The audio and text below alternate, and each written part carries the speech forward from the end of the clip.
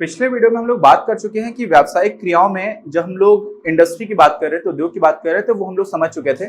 और वाणिज्य को भी हम लोगों ने बेसिक डेफिनेशन देख ली थी कि जो भी आपका उद्योग है वो उद्योग के बाद क्या होगा, विनिमय होगा, आदान प्रदान होगा, उन सारी चीजों को कलेक्टिवली मिलाकर के हम लोग बोलते हैं वाणिज्य। तो सबसे पहली चीज तो क्या आएगी, सोचो, किसी उत्पादक ने कुछ सामान का उत्पादन कर दिया, ठीक है, और साथ में क्या हो गया, जिसको सामान खरीदना था उपभोक्ता है। अब मुझे सामान चाहिए है प्रयोग करने के लिए और किसी ने कुछ सामान बना करके रखा हुआ है, तो उससे मुझे सामान कैसे मिलेगा? सामान का मालिक तो वो है और मुझे क्या चाहिए, सामान। तो उस सामान की मिल्कियत उससे मेरे तक कैसे पहुंच सकती है? मैं उससे सामान खरीदूंगा और उसी प्रोसेस को वो मुझे बेचेगा, मैं खरीदूंगा। इसी को बोलते हैं व्यापार। क्या बोलते हैं? व्यापार। तो जो व्यापार है ना, देखिए ये क्या करती है, व्यापार जो है वो पहली कॉमर्स में दो तरह से हम डिवाइड करते हैं। एक होता है व्यापार और दूसरा हो जाता है व्यापार को हेल्प करने वाली, व्यापार में सहायक, ऑक्सिलरीज बोलते हैं इसको इंग्लिश में, ऑक्सिलरीज टू ट्रेड, जो ऐसी गतिविधियां जो व्यापार में सहायता कर रही हैं। लेकिन व्यापार क्या कर रहा है? व्यापार भाई साहब आपके उत्पादक और उपभोक्ता को मिला रहा है। क्या कर रहा है? उनके बीच का जो कड़ी है वो बन करके आ गया। और इसी वजह से वाणिज्य को उत्पादक एवं उपभोक्ता के बीच की आवश्यक कड़ी भी कहा जाता है। क्यों? क्योंकि व्यापार है तभी तो मिल्कियत बदल रही है। भाई मैंने सामान बनाया, मेरा सामान है, मैं आपको कैसे दे पाऊंगा? तो वो जो प्रोसेस है वही ट्रेड है। समझ रहे हैं आप? तो ये हो जाती है आपके पहला हिस्सा, किसका? कॉमर्स का। तो व्यापार कॉमर्स के अंतर्गत आता है, ठीक है। और कॉमर्स किसके अंतर्गत आता है? व्यावसायिक क्रियाओं के अंतर्गत। और व्यावसायिक क्रियाओं के अंतर्गत ही इंडस्ट्रीज भी आती हैं। तो व्यावसायिक क्रियाएं हैं, इधर इंडस्ट्रीज है, फिर आपका वाणिज्य आ गया, वाणिज्य में व्यापार आ गया, और व्यापार की सहायक, व्यापार में जो जो चीजें सहायक है ऐसी अभिक्रियाएं या ऐसे इवेंट्स तो नहीं बोलेंगे, वो प्रोसेसेस ही हैं। अब समझो वाणिज्य को दूसरी तरह से डिफाइन करने में ऐसे बोला सकता है कि विनिमय में आने वाली बाधाओं को दूर करने वाली क्रियाएं होती हैं। क्या? वाणिज्य। विनिमय में बाधा क्या आ रही है? विनिमय में मतलब लेन देन में जो आदान प्रदान हो रहा है, क्या बाधा थी? पहली बाधा तो यही थी कि भाई मालिक आप थे, मैं मालिक कैसे बन पाऊंगा? तो मैंने बता दिया व्यापार कर सकते हो। अब उसके बाद भी बहुत सारी समस्याएं आती हैं। मान लीजिए मुझे चाय पीनी है। क्या पीनी है? चाय तो बन रही है असम में, यहां तो बन नहीं रही। तो वहां से यहां तक आने में क्या करना होगा? वहां से पहले यहां तक आएगी भी तो, और जब वो यहां से यहां तक आएगी तो उसको क्या बोलते हैं? ट्रांसपोर्टेशन, परिवहन। तो वो परिवहन हो जाता है। और परिवहन के साथ ही साथ आ जाता है कम्युनिकेशन, संप्रेषण, की सारी चीजें पता चल रही है कि कहां कौन सी चीज कहां पर पहुंच रही है, प्राइसेस क्या है, उस मार्केट में क्या चल रहा है, तो वो भी मदद करता है। तो इन दोनों को मिला देते हैं, एक साथ यूज करते हैं, ट्रांसपोर्टेशन एंड कम्युनिकेशन।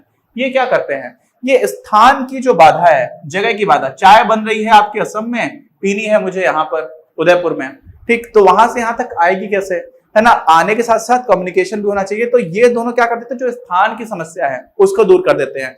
ऐसे ही एक समस्या बहुत बड़ी होती है किसके पास? मैन्युफैक्चरर्स और ट्रेडर्स दोनों के पास। मैन्युफैक्चरर्स कौन से? जो उद्योग चला रहे हैं। हम लोगों ने देखा था ना, इसमें द्वितीयक जो सेकेंडरी आपकी इंडस्ट्रीज थी उसमें मैन्युफैक्चरिंग आता था और कंस्ट्रक्शन आता था। मैन्युफैक्चरिंग मतलब जो भी आपके विनिर्माता हैं, उन लोगों के पास पैसा चाहिए उनको काम करने के लिए। ऐसे ही जो व्यापारी हैं उनको भी कई बार पैसा चाहिए, तो वो पैसा इनको कौन देता है? बैंक्स दे सकती हैं। क्या दे सकती हैं? बैंक्स। तो बैंकिंग एवं वित्त, इसको हम लोग बोलते हैं बैंकिंग एंड फाइनेंस। तो बैंकिंग एंड फाइनेंस सिर्फ पैसा देने का काम नहीं करती है, सिर्फ उधार देने का काम नहीं करती, इसको छोड़ करके भी बहुत सारी सुविधाएं देती हैं। जैसे किसी कंपनी को शेयर्स इश्यू करने हैं तो उसमें भी कई बार अंडरराइटर्स का काम भी करती है बैंक्स। ऐसे ही मुझे चेक्स लिखने हैं, ठीक है, मान लीजिए मुझे सामान किसी दूर जगह पर पहुंचाना है, तो मैं कैसे पहुंचाऊंगा? तो वो सामान का पेमेंट करना है। अब मान लीजिए मेरा काम यहाँ पर है, मैं उदयपुर में हूँ अभी, और मुझे कानपुर में किसी व्यापारी को पैसे भेजने हैं, तो मैंने अभी इंटरनेट बैंकिंग के माध्यम से कर दिया, तो वो भी तो सुविधा मुझे बैंक दे रही है।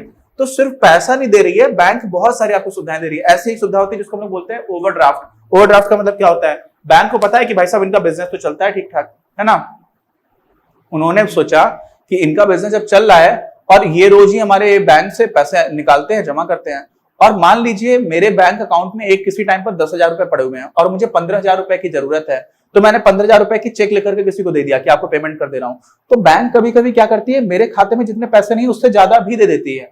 तो वो क्या हो जाता है, ओवरड्राफ्ट। उसकी एक रेंज होती है, उनको समझ में आ रहा होता है कि यार इनके लिए 5,000 रुपए बड़ी चीज नहीं है, तो इनको हम दे देंगे। वो लिमिट डिसाइड करते हैं, ऐसा नहीं है कि हमेशा मनमर्जी कर रहे हैं, एक लिमिट होती है कि वहां तक आपको बैंक ओवरड्राफ्ट मिल जाएगा। ऐसे ही करंट अकाउंट की सुविधा है, आप दिन भर खरीद रहे हो, बेच रहे हो। इंटरनेट बैंकिंग आजकल बहुत ज्यादा ही यूज कर रहे हैं सारे लोग, मोबाइल बैंकिंग आ गई है, एसबीआई में जैसे योनो एप्लीकेशन चलता है। ऐसे ही सारी बैंक्स क्या कर रही है, हमें सिर्फ लोन नहीं देती है, लोन के साथ साथ हमारा पूरा भुगतान कहां कहां पर हो रहा है।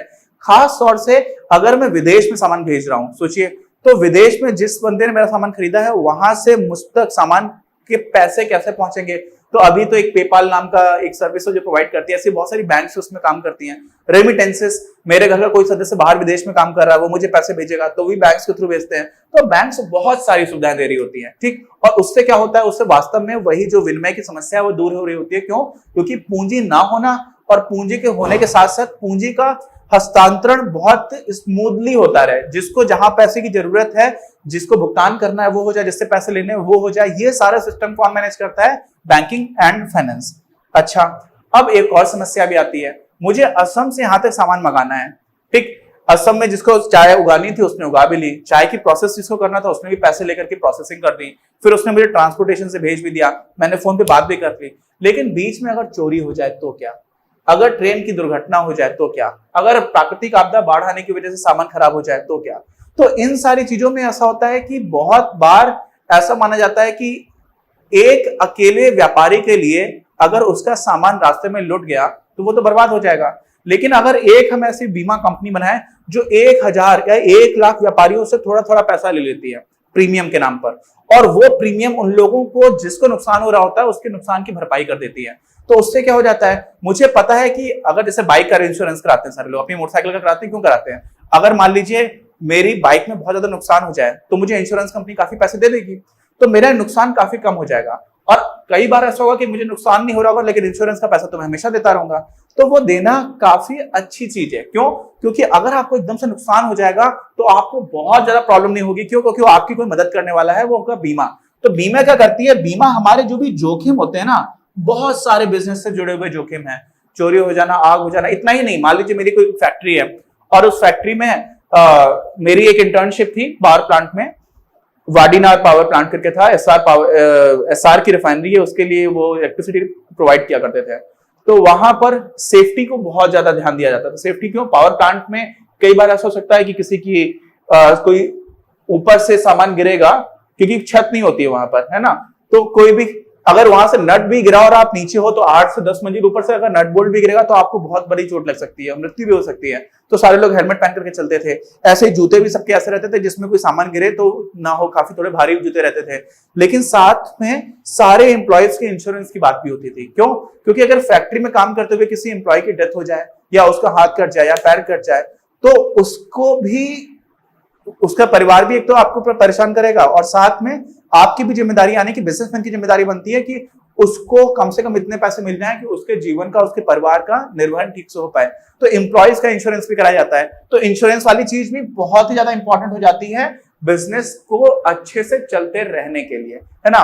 और बिजनेस में ही मैं समझ रहे हैं ना, जो मैन्युफैक्चरिंग करने वाले लोग हैं उन लोगों की बात कर रहे हैं कि उन्होंने बना दिया है, वो पहुंचे कैसे। और अगर मान लीजिए ये सारी, मान लीजिए ऐसा समझिए, ऐसा समझिए कि मेरे पास कोई बिजनेस था, जूते चप्पल की दुकान थी मेरी, आग लग गई, दंगा भड़क गया शहर में। बेवकूफों की कमी तो है नहीं हमारे देश में, हिंदू मुसलमान करने वाले बहुत लोग मिल जाएंगे। तो वो लोग क्या करेंगे, मान लो किसी ने धार्मिक उल्टे सीधे मैसेजेस कर दिए, अफवाहें फैला दी व्हाट्सएप पर, और अफवाहों के अंदर आकर के बेवकूफ बन गए कुछ लोग और उन्होंने आकर के मेरी दुकान जला दी।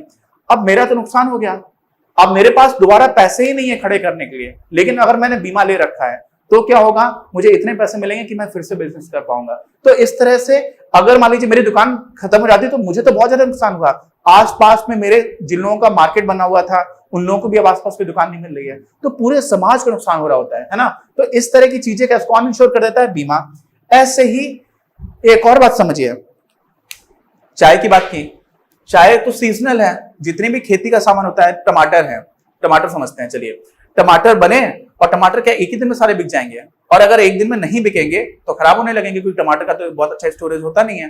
तो टमाटर में एक तो जल्दी जल्दी सारी जगह पर भेजा जाए और अच्छे से स्टोर करके भेजा जाए। कैसे किया जाए? उसका स्टोरेज अच्छा हो, भंडारण अच्छा हो। अभी जहां पर मैं रह रहा हूं यहाँ पर मैंने देखा है कि कपास के लिए गोडाउन है, गोडाउन समझते हैं, गोदाम है, वहां पर क्या होता है, भंडारण किया जाता है। आलू खराब हो जाता है तो आलू को कोल्ड स्टोर में रखा जाता है। क्यों? क्योंकि जितनी मात्रा में वस्तु बन रही है उतनी मात्रा में अचानक से नहीं बेची जा सकती है, अलग अलग समय पर भेजा जाएगा। तो समय की जो समस्या होती है कि आज नहीं चाहिए मुझे तो ये 2 महीने बाद चाहिए है, तो 2 महीने बाद कैसे मिलेगा, उसका स्टोरेज होना पड़ेगा। तो स्टोरेज भी जो है ना, भंडारण है, वो भी एक कॉमर्शियल एक्टिविटी है जो व्यापार की मदद करने के लिए आती है ना।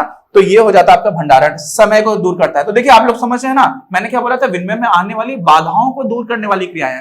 तो जब व्यक्ति की बाधा थी, व्यक्ति की बाधा का मतलब क्या हुआ कि आपकी मिल्कियत है, मालिक आप है, वो मुझ में ट्रांसफर कब होगी, जब आप व्यापार करोगे। तो व्यापार को हम लोग अलग से पढ़ते हैं, और व्यापार को छोड़कर के बाकी स्थान है तो ट्रांसपोर्टेशन हो जाएगा, आपने सामान भेज दिया। पूंजी नहीं है तो बैंकिंग आ गई, बाकी भी बैंक बहुत सारी मदद कर रही है आपकी। चोरी वगैरह हो जाए तो उसके लिए बीमा आ गया, तो ये समस्या दूर हो गई। ऐसे ही समय की समस्या, आज नहीं खरीदना है कल खरीदना है, तो आपने स्टोर करके रख लिया। और ऐसे ही आपने सामान बनाया और आपके सामान के बारे में कोई जानता ही नहीं है। खास तौर से बहुत सारी ऐसी इंडस्ट्रीज हैं, ऑटोमोबाइल्स हैं, कार्स हैं, बाइक्स हैं, साबुन है, साबुन में बहुत कुछ ऐसा चलता है, शैम्पू है, तो बहुत सारे ऐसे कंज्यूमेबल्स हैं, कंज्यूमर गुड्स, इनको हम बोलते हैं एफएमसीजी। क्या बोलते हैं इस सेगमेंट को? एफएमसीजी। तो इस तरह की चीजों में जो व्यापारी है, और व्यापारी से ऊपर का मतलब ये नहीं कि ज्यादा पैसे वाला, ऊपर का मतलब वो प्रोसेस में पहले है, तो वो कौन है? उत्पादक, प्रोड्यूसर। उसके बाद आ गया व्यापारी, ट्रेडर। और ट्रेडर्स भी कई तरह के होते हैं, एक होते हैं होलसेलर, एक होते हैं आपके रिटेलर्स। रिटेलर मतलब जो फुटकर विक्रेता है, और होलसेलर मतलब जो बड़े थोक में बेचने वाले लोग हैं। तो उसके बाद से उपभोक्ता को चीजें मिल रही हैं। तो हो क्या रहा है कि वो जो उत्पादक है और जो आपका व्यापारी है, उसके पास कई बार सारे उपभोक्ताओं से मिलने का समय नहीं है।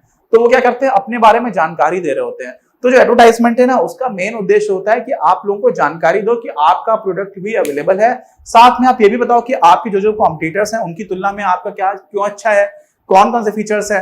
अब ऐसा नहीं होता है कि आप अपने कॉम्पिटिटर को गाली दो, समझ रहे हो?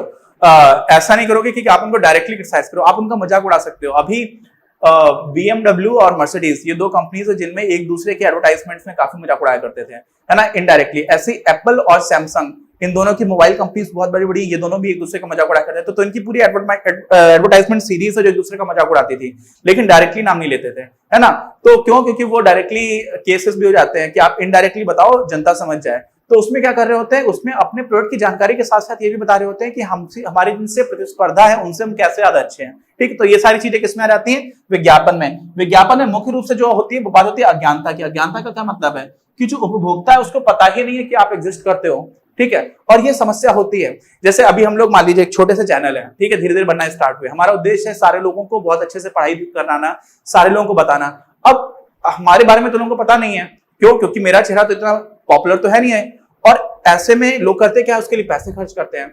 अब अगर मैं मार्केटिंग के लिए पैसे खर्च करूं तो होगा ये कि लोगों को मेरे बारे में पता तो चलेगा, लेकिन मैं क्वालिटी कम दे पाऊंगा। क्यों? क्योंकि अदरवाइज मैं प्रोडक्ट में पैसे लगा रहा हूं। तो वो काम आप लोग कर सकते हो हम लोगों के लिए, कि हम लोग पूरे से पूरे अपने रिसोर्सेज को पढ़ाई में लगाएं और आप हम लोगों के लिए इनडायरेक्ट मार्केटिंग करो। कैसे कर सकते हो? आप चैनल को सब्सक्राइब करोगे तो आपको भी वीडियोस देखते रहेंगे, आप बाकी लोगों को और भेजोगे तो उन लोगों को भी पता चलता रहेगा। और क्यों करना ये?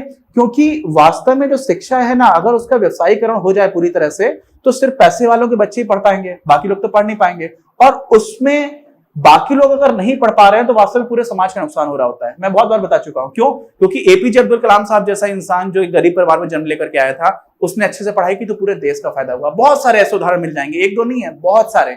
कोई डॉक्टर है, मैं बीमार हो जाऊं और अगर मान लीजिए पूरे देश में कोई मेडिकल कॉलेज है ही नहीं, या कोई ऐसा इतना अच्छा डॉक्टर है जो बहुत बीमार इंसान को भी बचा ले, तो उस इंसान का भी तो फायदा हुआ जो बच गया। और किसकी वजह से हुआ? क्योंकि किसी ने बहुत अच्छे से पढ़ाई कर ली थी ना। तो बात क्या आ जाती है मार्केटिंग की। मार्केटिंग वाला जो चीज है वो अज्ञानता ना रहे, इसके बहुत सारे तरीके होते हैं। तो मैं कह रहा हूं कि आप लोग हम लोगों के लिए मार्केटिंग भी करने का काम कर सकते हैं। ठीक है, आगे बढ़ते हैं। पैकेजिंग, देखिए पैकेजिंग को हम लोग डायरेक्टली इनमें काउंट नहीं करते हैं जो व्यापार में सहायक है, लेकिन पैकेजिंग को आप ठीक से देखोगे ना तो पैकेजिंग क्या करती है, एक तरह का भंडारण का काम भी करती है। क्यों? क्योंकि पैकेजिंग आपने कर दी है तो सामान देर तक चलेगा, जल्दी खराब नहीं होगा। आपने खुले में रखा तो जल्दी खराब हो जाएगा। तो पैकेजिंग जो है वो एक तरह से समय वाली जो समस्या थी भंडारण का, थोड़ा एक तरह से वो काम भी करती है और साथ में ब्रांडिंग भी करती है। जो आपका विज्ञापन है ना, आप उसमें दिखा पा रहे हो, अच्छे से पैकेज किया हुआ, अपना नाम लिखा हुआ है, तो ब्रांड भी एक तरफ से बिल्ड हो रही है। ठीक, तो वो सारी चीजें हो जाती है पैकेजिंग में। तो ये तो वो एक्टिविटीज हो गई जो व्यापार की मदद करने में आई थी। और व्यापार मैंने बता दिया था किसमें था, व्यापार सिर्फ और सिर्फ मिल्कियत का ट्रांसफर कर रहा था कि मालिक कौन है, ओनरशिप किसके पास है, वो ट्रांसफर हो जा रहा था। अब व्यापार में हम लोग सीधे सीधे क्या समझते हैं कि माल की बिक्री हो या फिर उसका विनिमय हो, उसी को हम लोग क्या बोल देते हैं, व्यापार। क्यों व्यापार की जरूरत क्यों है? जरूरत यार इसलिए है क्योंकि अभी क्या हो गया ना, स्पेशलाइजेशन का टाइम है। क्या है स्पेशलाइजेशन का? समझो, गांव और शहर। देखिए बहुत इंपॉर्टेंट चीज है, मैं कई बार बताता हूं। गांव क्या होता है? गांव वो होता है जहां पर मुख्य रूप से खेती और खेती से संबंधित काम हो रहे हो, आर्थिक गतिविधियां। शहर क्या होता है? जहां पर कुछ और गतिविधियां हो रही हो। ठीक, ये मैंने आपको पहले बताया था। ऐसे ही गांव और शहर में होता क्या है? आमतौर पर शहर में आप देखोगे तो एक इंसान के घर में बहुत तरह का सामान होगा, बहुत सारी चीजें होंगी। गांव में उतने सारे तरह का सामान नहीं होता है। तो क्या गांव के लोग कम मेहनत करते हैं? ऐसा होता है क्या? मुझे तो उल्टा लगता है। होता क्या है कि गांव में एक ही इंसान हर तरह के काम करता है। वो गाय का चारा भी काट रहा है, वो गाय के लिए सानी भी लगा रहा है, वो खेती भी कर रहा है। 50 तरह की खेती उसको करना आता है, कभी ये वाली खेती, कभी वो वाली। फिर वो खेत में, और खेती भी ऐसा नहीं होता कि एक ही काम है, उसमें भी कभी जुताई हो रही है, फिर बुवाई हो रही है, फिर फसल काटना है, कई तरह के काम है। तो एक ही इंसान सब कुछ कर रहा होता है। तो क्या बोलते हैं? Jack of all trades master of none. Jack of all trades master of none मतलब क्या हुआ कि एक इंसान सारे काम कर ले रहा है, सब कुछ उसको थोड़ा थोड़ा आता है, लेकिन एक भी काम बहुत अच्छे से नहीं आता। तो क्या होता है? वो स्पेशलाइजेशन कर पाएगा, कोई ऐसा काम कर पाएगा जो बहुत अच्छे से कर पाए। ऐसे मान लीजिए एक इंजीनियर है या जज है। अब हमारे यहाँ जो जज हैं उनके घर में तो बहुत सामान मिलेगा, लेकिन वो क्या करते हैं? उन्होंने तो सिर्फ कानून अच्छे से पढ़ा हुआ है और वो बैठ करके जज साहब जो है वो निर्णय दिया करते हैं और बहुत इंपॉर्टेंट काम कर रहे हैं। एक डॉक्टर है, वो क्या कर रहा है? उसको नहीं आता खाना बनाना, ठीक है, उसको बहुत सारे काम नहीं आते, वो एक ही काम कर रहा है। तो जब हम लोग स्पेशलाइजेशन करने लग जाते हैं ना, तो पूरे समाज को बहुत फायदा हो रहा होता है। और इसी वजह से जो शहर है वहां पर बहुत अलग अलग तरह के काम होते हैं। गांव की अर्थव्यवस्था में एक इंसान कई तरह के काम कर रहा होता है। तो स्पेशलाइजेशन की वजह से क्या होता है? जो आदमी प्रोड्यूसर है, जो सामान बना रहा है, वो बहुत सारा सामान बना देता है। क्या कर देता है? बहुत सारा सामान बना देता है। और वो उसने बहुत सारा सामान बना दिया, तो उसके लिए ये तो संभव है नहीं कि वो अपना, जैसे गांव में मान लीजिए मेरी छोटी सी बगिया है, सब्जी हो रही है, तो मैंने वहीं पर चादर बिछा करके मैं बेचना स्टार्ट कर दिया मैंने कि ये सब्जी ले लो, वो ले लो। लेकिन आप सोचिए कि मेरे पास बहुत ही बड़ा बाग हो। मेरा एक दोस्त है केरल से, तो उसके यहाँ बहुत सारे नारियल के पेड़ हैं, बहुत सारे हैं। तो उसके घर में लगभग हर महीने 4 से 5 लाख रुपए नारियल बेचे जाते हैं और बहुत सस्ता बिकता है वहां पे तो नारियल। तो इतने सारे नारियल जब हो जाते हैं ना, तो ऐसा होता है कि एक इंसान बैठ करके नहीं बेच सकता, उसको क्या करना पड़ता है? एक पूरा सिस्टम बनाना पड़ता है ट्रेडर्स का। तो आ जाते हैं बीच में व्यापारी, उत्पादक, उसके बाद से व्यापारी आ जाएंगे। क्यों? क्योंकि जब इतना ज्यादा प्रोड्यूस कोई कर रहा होगा तो खुद से उपभोक्ताओं से बातचीत नहीं कर पाएगा, तो वो काम उसे किसी और को ट्रांसफर कर देना होगा। और वहां जिनको ट्रांसफर किया जाता है वो लोग कौन होते हैं? व्यापारी। तो ये होती है मजबूरी। क्यों? क्योंकि वृहद पैमाने पर हो रहा है प्रोडक्शन, है ना। उत्पादक द्वारा स्वयं उपलब्ध कराना किसको? उपभोक्ताओं को, ये असंभव हो जाता है। ठीक, और उसके बाद से जो हमारा व्यापार है उसको हम लोग 2-3 तरह से डिवाइड कर सकते हैं। एक हमारा आंतरिक व्यापार हो जाता है, एक बाह्य। बहुत ही सिंपल है। हमारे भारत में सामान बना, हमारे भारत में बिक गया। देश की जो भौगोलिक सीमाएं हैं उनके अंदर ही अगर बिक जा रहा है तो उसको हम लोग बोल देते हैं आंतरिक। अब आंतरिक को 2 तरह से बोला सकता है, थोक और फुटकर। थोक में तो होलसेल है, ज्यादा सामान बेच रहा है, डीलर्स भी बोलते हैं उनको। और उसके बाद से फुटकर विक्रेता होते हैं, उनको हम लोग बोलते हैं क्या? रिटेलर्स, जो अंतिम उपभोक्ता से पहले का सामान है। जैसे मेरे पड़ोस की दुकान से आकर के साबुन का पैकेट लाया, तो वो जो दुकानदार है वो रिटेलर है। लेकिन वो दुकानदार जिससे सामान लेकर के आया होगा, कोई शहर में होगा जिसके यहाँ से सारे लोग साबुन लेकर के आ रहे हैं, है ना, तो वो जो इंसान हो जाएगा वो क्या हो जाएगा? होलसेलर हो जाएगा। ठीक है, अब होलसेलर वाला आदमी अलग से रिटेलर की दुकान भी खोल सकता है। ऐसे ही जो बाह्य व्यापार होता है ना, बाह्य का मतलब क्या हुआ? किसी दूसरे देश में कुछ बना था, मैंने खरीद दिया, तो जब मैंने खरीदा तो वहां से यहां पर आया, तो वो क्या हो जाएगा? आयात। उसको बोलते हैं इंपोर्ट। मैंने यहां से कुछ बनाया और दूसरे देश से भेजा, तो वो क्या हो जाएगा? निर्यात। अच्छा, एक और चीज होती है, मैं अपने मान लीजिए सिंगापुर में बहुत काम होता है ना। सिंगापुर बहुत इंपॉर्टेंट मैरीटाइम रूट है, उस पर पड़ता है, जो समुद्री रास्ता है उसमें बहुत इंपॉर्टेंट लोकेशन, और उनका पोर्ट भी बहुत अच्छा हुआ करता है। तो और साथ में बहुत बड़े बड़े देशों से पास भी है। ऑस्ट्रेलिया से पास है, इंडिया से पास है, ऊपर चाइना से पास है। और सिंगापुर काफी न्यूट्रल कंट्री भी है, मतलब किसी से ज्यादा लड़ाई झगड़ा नहीं है। सिटी कंट्री बहुत छोटा सा है, बैंगलोर से भी छोटा है देश एरिया के टर्म्स में, लेकिन इकोनॉमी बहुत ज्यादा बूम कर रही है। तो होता क्या है, वहां पर कुछ देशों से सामान खरीदा और वो सामान सिंगापुर में नहीं यूज करना है, किसी और देश में भेजना है, समझ जाओ। तो इंपोर्ट किया और एक्सपोर्ट किया। तो एक्सपोर्ट करने के लिए इंपोर्ट किया, खुद के कंजम्पशन के लिए नहीं। आयात उसको तब बोलेंगे जब अपने देश में यूज होना है, लेकिन आपने आयात करके उसको निर्यात कर दिया, तो उसको हम लोग क्या बोलते हैं? उसको बोलते हैं हम लोग आयात निर्यात। दोनों को मिला दो, सिंपल। या फिर उसको बोल देते हैं पुनर्निर्यात, और उसी को हम लोग इंग्लिश में बोलते हैं क्या? ऑन्ट्रेपोट। ठीक है, ENTREPOT। और इसी को आयात है इंपोर्ट, ये हो गया आपका एक्सपोर्ट। तो यहां से हम लोग ने देख लिया कि जो हमारा वाणिज्य है उसमें मेन चीजें क्या थी। अब आप लोगों को मुझे लगता है व्यवसाय में उद्योग, और उसमें वाणिज्य में व्यापार के साथ साथ व्यापार में सहायक, जो भी उसकी एक्टिविटीज, उन सबका थोड़ा आइडिया लग गया होगा। कोई कंफ्यूजन हो, कोई डाउट हो तो बताइए। अब इस चैप्टर में 2 वीडियो शायद और बनेंगे जिसमें बिजनेस के क्या क्या उद्देश्य है इन सब की बात होगी। तो हम लोग मिलेंगे अपने अगले वीडियो में, और कोई डाउट हो तो प्लीज कमेंट बॉक्स में लेकर के बताइए। नोट्स अच्छे से बना लेना, ये दोनों ही पिछले लास्ट 3 वीडियोस के मैंने नोट्स काफी अच्छे से बोर्ड बना दिए, सफिशिएंट होने चाहिए। कोई और डाउट हो तो प्लीज बताइए, और चैनल सब्सक्राइब नहीं किया यार तो कर लो भाई, और लोगों से भी करवा दो। मैंने तो मार्केटिंग की बात की आप लोगों से, आप ही लोग मार्केटिंग करेंगे हमारी। अपनी क्लास का उद्देश्य आप सभी के लिए आप ही की भाषा में गुणवत्तापूर्ण शिक्षा उपलब्ध कराना है। कक्षा 12 तक के सभी प्रमुख विषयों पर हम वीडियोस बना रहे हैं, और कुछ विषयों पर वीडियोस आपके अपने चैनल अपनी क्लास की ही अन्य प्लेलिस्ट पर अपलोड भी हो चुके हैं। ज्ञान के प्रकाश से देश को सशक्त बनाने के हमारे इस प्रयास में इस चैनल को सब्सक्राइब करके और लोगों के साथ शेयर करके अपना बहुमूल्य योगदान जरूर दें। पढ़ेगा इंडिया तो बढ़ेगा इंडिया।